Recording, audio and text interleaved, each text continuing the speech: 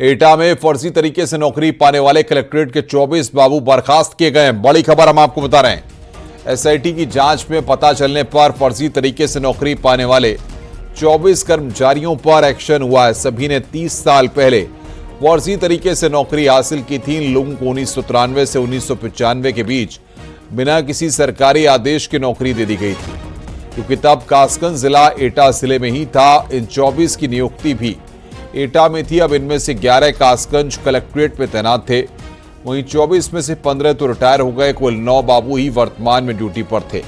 इन सभी से रिकवरी के लिए नोटिस जारी किया गया है। वहीं जो पेंशन का लाभ ले रहे हैं उनकी पेंशन रोकने का आदेश और पिछले भुगतानों की रिकवरी का आदेश दिया गया है। और बातचीत करने के लिए हमारे संवाददाता रविकांत इस वक्त हमारे साथ जुड़ रहे हैं। रविकांत, किस तरीके से पूरा मामला सामने आया और क्या कार्रवाई अब देखने को मिल रही है?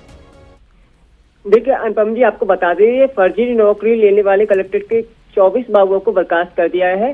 राज्य एसआईटी द्वारा जांच में पता चलने के पर फर्जी तरीके से नौकरी पाने पर 24 कर्मचारियों पर बड़ी कार्रवाई हुई है।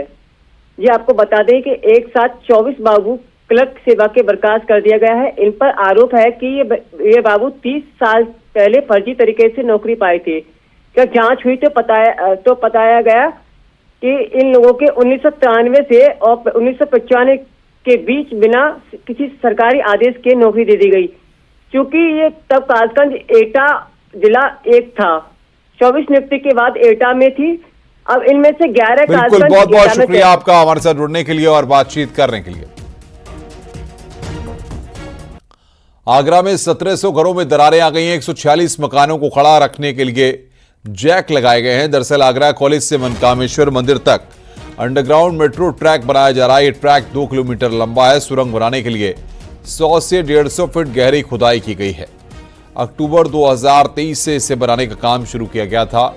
अगस्त महीने तक कुछ ही घरों में दरार आई थी, लेकिन धीरे धीरे ये दरार अब 1700 घरों तक पहुंच गई है। मोती कटरा और सैयद गली के आसपास ज्यादातर घरों में दरार आई है। लोग समय समय पर अपने मकानों को ठीक कराते रहे हैं। लोगों के मुताबिक रात में जब मेट्रो की ड्रिल मशीन चलती है तो ऐसा लगता है कि कहीं घर गिर न जाए। उनका कहना है कि मेट्रो रेल परियोजना से जुड़े व्यक्ति निरीक्षण करने आते हैं, लेकिन कोई संतोषजनक जवाब नहीं मिलता है। मकानों के क्षतिग्रस्त होने के बाद भी मेट्रो की खुदाई का काम तेजी से चल रहा है। ये मेट्रो का काम चल रहा है। मेट्रो इस घर के नीचे से निकल रही है। मेट्रो वाले जैक लगा गए सारे घर में और 3-4 दिन बाद हमसे बोले कि शिफ्ट हो जाओ। अब उससे पहले कोई सुनवाई नहीं दी। उन्होंने खुद आके नहीं बोला। फिर बोले कि ठीक है, हम होटल में ठहरा देते हैं, यहाँ आप कहीं और देख लें, तो 500 रुपये पर मेंबर देंगे। अब आज अभी ये देख रहे हैं, आप पूरे घर में जैक लग रहे हैं। अब बोल रहे हैं आपकी शिफ्टिंग खत्म हो गई है, मतलब वो आप अपने घर में चले जाइए। अब हम कहाँ सोएं? पूरे घर में जैक लगा दिए।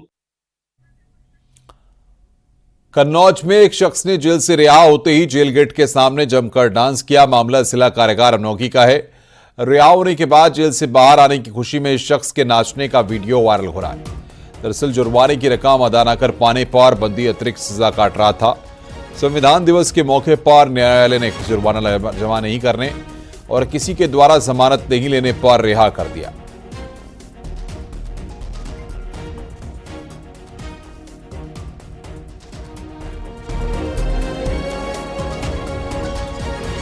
वाराणसी से खबर है, जहां पर वक्फ बोर्ड ने वाराणसी के 500 एकड़ में फैले यूपी कॉलेज कैंपस पर दावा ठोका। यूपी सुन्नी सेंट्रल वक्फ बोर्ड ने वाराणसी के उदय प्रताप कॉलेज को वक्फ संपत्ति घोषित होने का दावा किया है। कॉलेज प्रबंधन और पूर्व छात्रों ने इस दावे का विरोध किया।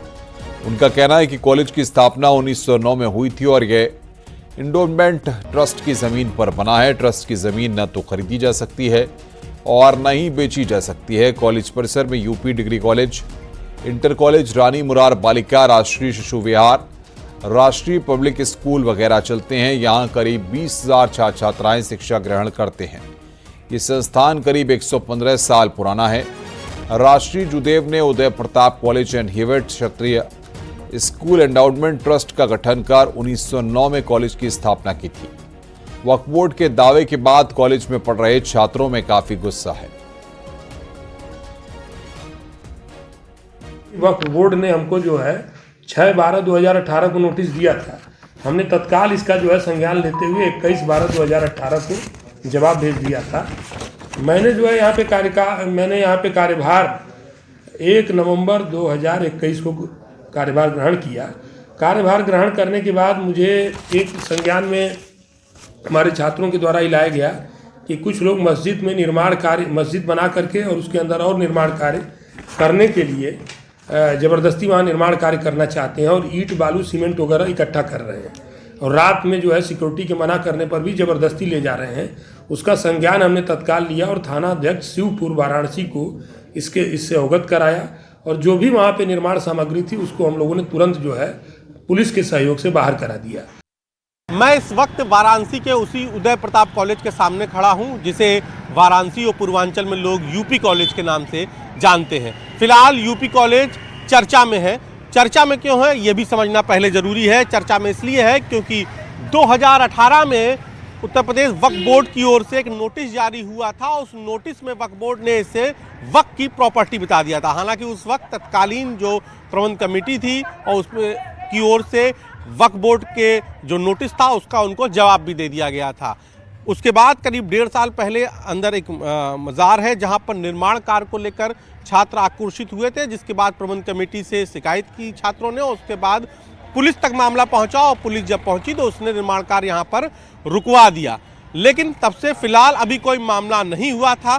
तो अब सवाल खड़ा ये होता है कि अभी फिलहाल उदय प्रताप कॉलेज और वक्फ बोर्ड की चर्चा क्यों हुई, क्योंकि अचानक से ये मामला उठा, क्योंकि फिलहाल संसद के जो मौजूदा सत्र है उसमें वक्फ बोर्ड पर कानून आने की उम्मीद जताई जा रही है। और उसी बीच 2 दिन पहले आप बोर्ड भी देख रहे होंगे 25 नवंबर को यहाँ पर उदय प्रताप कॉलेज का स्थापना दिवस था और उसी स्थापना दिवस में बतौर मुख्य अतिथि मुख्यमंत्री योगी आदित्यनाथ भी शामिल हुए और मुख्यमंत्री योगी आदित्यनाथ ने मंच से इस कॉलेज को जल्द यूनिवर्सिटी बनाने का भी ऐलान किया। उन्होंने कहा कि आप लोग तैयारी कीजिए, हम उदय प्रताप कॉलेज को जल्द ही विश्वविद्यालय का दर्जा दिलाएंगे।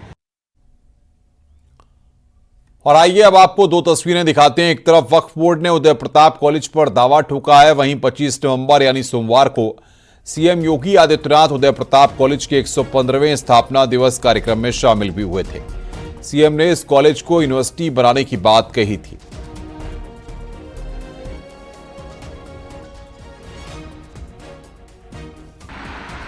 लेकिन मेरा यह मानना है कि उदय प्रताप कॉलेज के पास एक क्षमता है कि स्वयं में एक ऑटोनोमस सेंटर बने, कैंपस बने। किसी भी शिक्षक की सेवा पर इसका कोई विपरीत असर नहीं पड़ने वाला है। मुख्यमंत्री योगी आदित्यनाथ कल से 2 दिन के बांदा और चित्रकूट दौरे पर रहेंगे। प्रस्तावित दौरे के मुताबिक सीएम योगी सुबह 11:30 बजे बांदा के रानी दुर्गावती मेडिकल कॉलेज पहुंचेंगे। मेडिकल कॉलेज परिसर में रानी दुर्गावती की मूर्ति का लोकार्पण करेंगे। 12:30 बजे महुआ गांव पहुंचकर मंत्री चंद्रशेखर के परिजनों से मुलाकात कर श्रद्धांजलि कार्यक्रम में शिरकत करेंगे। दोपहर 1:30 बजे बांदा से चित्रकूट के लिए रवाना होंगे। चित्रकूट में सर्किट हाउस में रुकने के बाद दोपहर 3 बजे कलेक्ट्रेट सभागार में विकास कार्यों और कानून व्यवस्था की समीक्षा करेंगे। शाम 4 बजे विकास योजनाओं का लोकार्पण और शिलान्यास करेंगे और शाम 6 बजे रामघाट पर गंगा आरती में वो शामिल होंगे। गंगा आरती के बाद सर्किट हाउस में सीएम योगी रात्रि विश्राम करेंगे। 29 नवंबर को सुबह 9 बजे सीएम योगी लखनऊ के लिए रवाना हो जाएंगे। सीएम योगी के दौरे को लेकर सुरक्षा व्यवस्था की तैयारियां पूरी हो चुकी हैं।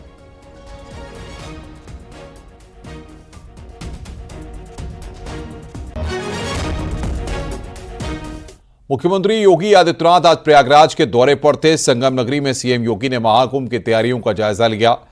अब तक की गई तैयारियों को सीएम योगी ने जमीन पर उतरकर परखा है। अधिकारियों से तैयारियों के बारे में जानकारी ली गई। सीएम योगी ने महाकुंभ कॉन्क्लेव में भी शिरकत की। महाकुंभ में तैनात पुलिसकर्मियों को लाइफ सपोर्ट जैकेट बांटी गई। सीएम योगी ने यहां करीब 237 करोड़ की विकास योजनाओं का लोकार्पण और शिलान्यास भी किया। लोगों को संबोधित करते हुए कहा कि विरासत की छाप इस बार दुनिया भर में फैलेगी। प्रयागराज का कुंभ आदरणीय प्रधानमंत्री जी की प्रेरणा और मार्गदर्शन में पूरे देश और दुनिया में प्रयागराज को एक वैश्विक छवि के रूप में स्थापित करने में सफल रहा। एक भव्य, एक दिव्य कुंभ हो। कुंभ भी स्वच्छता, सुरक्षा और सुव्यवस्था का प्रतीक बन सकता है। कुंभ के माध्यम से आने वाला हर व्यक्ति एक सुकून महसूस करके असीम आध्यात्मिक शांति की अनुभूति करता हो। यह दृश्य देखने को मिला था 2019 के प्रयागराज कुंभ में। मुख्यमंत्री योगी आदित्यनाथ ने प्रयागराज में अधिकारियों, संतों और स्थानीय लोगों को त्रिवेणी को स्वच्छ रखने की शपथ दिलाई। सीएम ने अधिकारियों की जमीनी हकीकत परखी, अधिकारियों से जायजा लिया। इस दौरान सीएम योगी मंदिर भी गए। नाग वासुकी मंदिर पहुंचकर सीएम योगी ने दर्शन पूजन भी किया।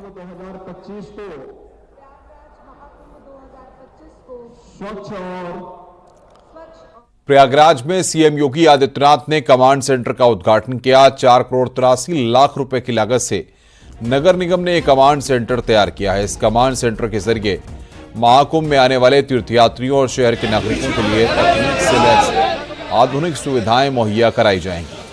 सीएम योगी आदित्यनाथ ने नगर निगम परिसर में बने solid waste management control room की बिल्डिंग का भी लोकार्पण किया।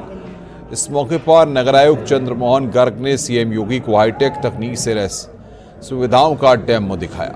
कार्यक्रम में सीएम योगी को जानकारी दी गई कि प्रयागराज नगर निगम अपनी सेवाओं को अब ERP प्रणाली के जरिए आम जनता तक पहुंचाएगा। इसके लिए मोबाइल ऐप और डिजिटल वेबसाइट तैयार की गई है।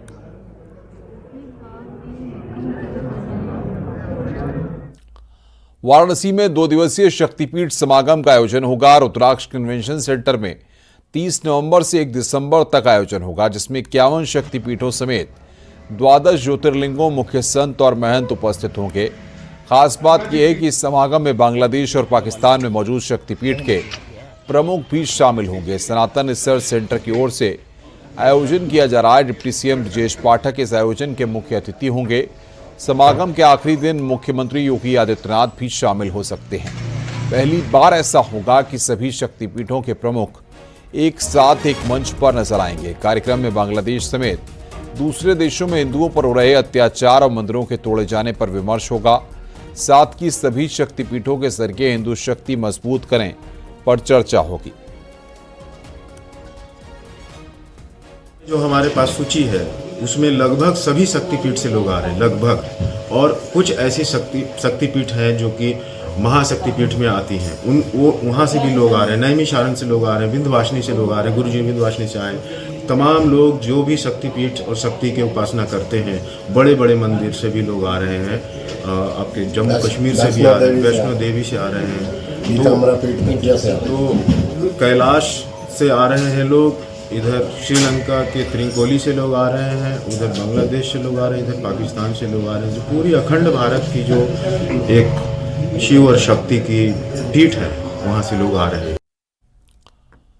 मेरठ की चौधरी चरण सिंह यूनिवर्सिटी में कश्मीर के 2 लड़कों के साथ मारपीट की गई है। आरोप है कि दोनों यूनिवर्सिटी में चंदा मांग रहे थे। पीटने के बाद छात्रों ने दोनों को पुलिस को सौंप दिया। इद्रीश और वसीम, दोनों लड़के कश्मीर के पहलगाम के रहने वाले बताए जा रहे हैं। उनके मोबाइल से कुछ संदिग्ध वीडियो और व्हाट्सएप ग्रुप भी मिले हैं। आर्मी, इंटेलिजेंस और पुलिस पूरे मामले की जांच पड़ताल कर रही है। मुजफ्फरनगर में 12 साल की नाबालिग से रेप का मामला सामने आया। घटना बुड़ाना थाना इलाके के गांव की है। जब नाबालिग जंगल गई तो गांव के ही सुमित नाम के लड़के ने अपने साथी अजय की मदद से घटना को अंजाम दिया। पुलिस ने पीड़िता के परिजनों की शिकायत के आधार पर केस दर्ज कर दोनों आरोपियों को गिरफ्तार कर लिया है। घटना के एक गांव में नाबालिग बच्ची के साथ रेप की घटना होने के संज्ञान आया है और उस संज्ञान को लेते हुए थाना बुड़ाना पुलिस ने सुसंगत धाराओं में मुकदमा पंजीकृत कर लिया गया है। अभियुक्तों की गिरफ्तारी की गई है और वैज्ञानिक साक्ष्य विचरण को ध्यान में रखते हुए अभियुक्तों से पूछताछ कर न्यायिक हिरासत में लेकर न्यायालय के सामने पेश किया जाएगा। मेरठ से जिला बदर इंस्टीट्यूटर सलमान के वलीमा समारोह को लेकर मंगलवार को दिन भर रस्साकसी का माहौल रहा। दिन में परिजनों ने आरोप भी लगाया कि पुलिस वलीमा समारोह नहीं करने दे रही है, लेकिन आखिरकार रात को वलीमा समारोह हो गया। हालांकि वलीमे की दावत में दुल्हा और दुल्हन शामिल नहीं हुए। पुलिस भी वलीमा समारोह में नजर बनाए रही। दरअसल डीएम ने सलमान को शादी से 2 दिन पहले जिला बदर किया था। बारात बुलंदशहर जानी थी, इसलिए शादी तो वहां पर हो गई, लेकिन वलीमे का इंतजाम मेरठ में ही किया गया था। देखिए, थाना कोतवाली क्षेत्र का एक अपराधी है सलमान, वो हमारे यहाँ से गैंगस्टर है और 21 तारीख को ये हमारे यहाँ से जिला बदर हुआ था। इसकी कुछ दिन पहले ही शादी हुई थी। उसी संबंध में इसका कल वलीमा था। वलीमा में इसके आने की हमें इनपुट थी, जिसके संबंध में थाना सदर बाजार और कोतवाली पुलिस को वहाँ भेजा गया था, वहाँ पूछताछ करने के लिए। पूछताछ के दौरान इसमें पता चला कि ये आ सकता है, इसलिए वहाँ पे हमारा फोर्स भी डिप्लॉय किया गया था। वहाँ उसी दौरान परिजनों से भी पूछताछ की गई थी, जिसके बाद परिजनों द्वारा कुछ आरोप लगाए गए हैं। सभी आरोपों की हम लोग जांच कर रहे हैं और जांच में जो भी तथ्य सामने आएंगे उसके अनुसार इसमें आवश्यक कार्रवाई की जाएगी। बरेली में बीसीए के स्टूडेंट की मौत का मामला सामने आया। यूनिवर्सिटी के हॉस्टल में छात्र की फांसी के फंदे से लटकी लाश मिली है। परिजनों का आरोप है कि उनका बेटा आत्महत्या नहीं कर सकता, बल्कि उसकी हत्या के बाद उसको लटकाया गया है। मामला थाना बिथरी चैनपुर के इनवर्टीज यूनिवर्सिटी का है। मृतक औरैया का रहने वाला था। फिलहाल पुलिस हर तरीके से मामले की पड़ताल कर रही है।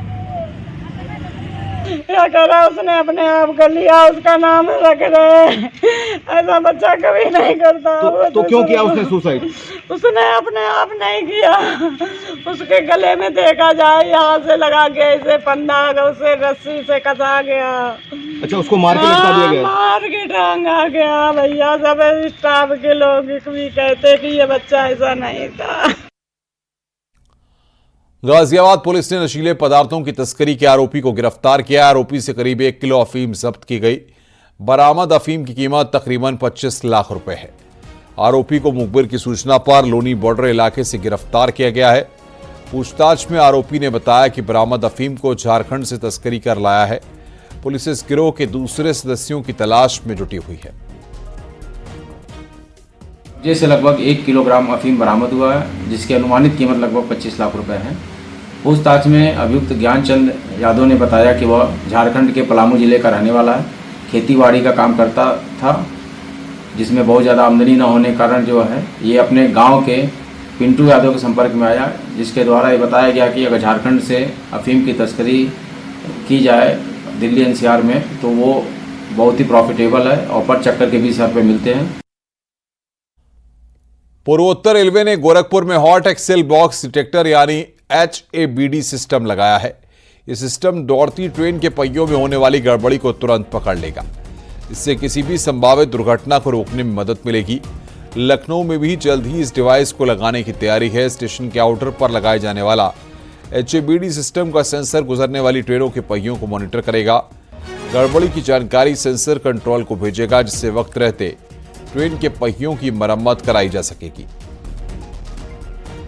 ट्रेनों के एक्सल और पहियों की जांच के लिए पूर्वोत्तर रेलवे ने गोरखपुर में पहली बार डिजिटल डिवाइस लगाई है, जो लेजर मशीन के द्वारा इन पहियों की और एक्सल की जांच करेगा और उससे ये पता चल जाएगा कि ये पहिए कहीं गड़बड़ तो नहीं है या एक्सल में कहीं कोई गड़बड़ी तो नहीं आ रही है, जिसके बाद उसको तत्काल ट्रेन को रोक के सही कर लिया जाएगा।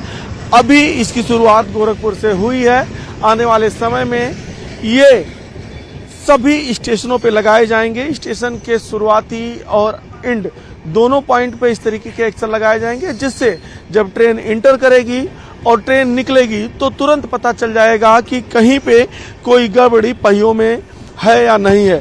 इस डिवाइस के लग जाने से सबसे बड़ा फायदा ये होगा कि पहियों को लेकर जो दुर्घटनाएं होती थी उस पर लगाम लगेगी और मैनुअल तरीके से जो जांच करने में वक्त लगता था अब वो नहीं होगा। अखिलेश पांडे के साथ रामगोपाल द्विवेदी, न्यूज 18 गोरखपुर। मकर संक्रांति के मौके पर गोरखनाथ मंदिर में लगने वाले ऐतिहासिक खिचड़ी मेले को लेकर जिला प्रशासन और नगर निगम ने तैयारियां तेज कर दी हैं। मुख्यमंत्री योगी आदित्यनाथ ने पिछले दिनों खिचड़ी मेले को लेकर एक बैठक की थी, जिसमें उन्होंने निर्देश दिया था कि जो भी श्रद्धालु मेले में दर्शन के लिए आता है उसको कोई परेशानी न हो। नगर निगम जगह जगह पार्किंग की व्यवस्था करे, श्रद्धालुओं के जूता चप्पल रखने के स्टैंड की व्यवस्था हो, सुरक्षा के लिए बेहतर इंतजाम हो। के लिए माननीय मुख्यमंत्री जी के उसमें मीटिंग भी की गई, समीक्षा भी की गई थी और उसमें नगर निगम के द्वारा कराए जाने वाले कार्य, चाहे वो पथ प्रकाश व्यवस्था से संबंधित हों, चाहे वो सड़क निर्माण से संबंधित हों, चाहे वो पेयजल और स्वच्छता से संबंधित हों, उन सभी का एक एक करके प्रेजेंटेशन भी किया गया, समीक्षा भी की गई। तो इसमें सड़क जो भी हमारी खिचड़ी मेले के अंतर्गत जो मेला परिसर और मेला परिसर को जोड़ने वाली जो विभिन्न सड़कें हैं, वहाँ पर 15 दिसंबर तक का टारगेट दिया गया और इसको हम जल्दी पूरा कर लेंगे। इसके अतिरिक्त 14 जगहों पे अस्थायी पार्किंग का निर्माण कराया जाता है। इसको लेकर माननीय मुख्यमंत्री जी ने भी इस बार बताया है कि चूँकि प्रयागराज कुंभ के नाते भीड़ अधिक हो सकती है, तो ऐसे में पार्किंग के जो व्यवस्था है वो पर्याप्त हो, आवश्यक हो, तो इसके लिए भी पार्किंग के लिए भी हमने टेंडर कर दिए हैं। खिचड़ी मेले को लेकर नगर निगम और जिला प्रशासन ने अपनी तैयारियां शुरू कर दी हैं। गोरक्षनाथ मंदिर में करीब 45 दिन तक खिचड़ी मेला लगता है, जिसमें पूरे प्रदेश से दुकानदार आते हैं और देश के कोने कोने से श्रद्धालु आते हैं। लाखों की संख्या में लोग यहाँ आते हैं और अपनी खिचड़ी भगवान गोरक्षनाथ को चढ़ाते हैं। इसको लेकर नगर निगम ने जहाँ 14 अस्थायी पार्किंग की व्यवस्था की है, वहीं पे 20 से अधिक जगहों पे वो सेल्फी पॉइंट बना रही है, जिससे जो लोग आए वो सेल्फी खींचे। स्वच्छता को लेकर नगर निगम ने काम शुरू कर दिया है। साथ ही जो मंदिर के आसपास की सड़कें हैं, मेला परिसर की जो सड़कें हैं, उसको भी दुरुस्त किया जा रहा है। सुरक्षा की दृष्टि से CCTV कैमरों की संख्या बढ़ाई जा रही है। अगली स्मारक के साथ रामगोपाल द्विवेदी, न्यूज़ 18 गोरखपुर।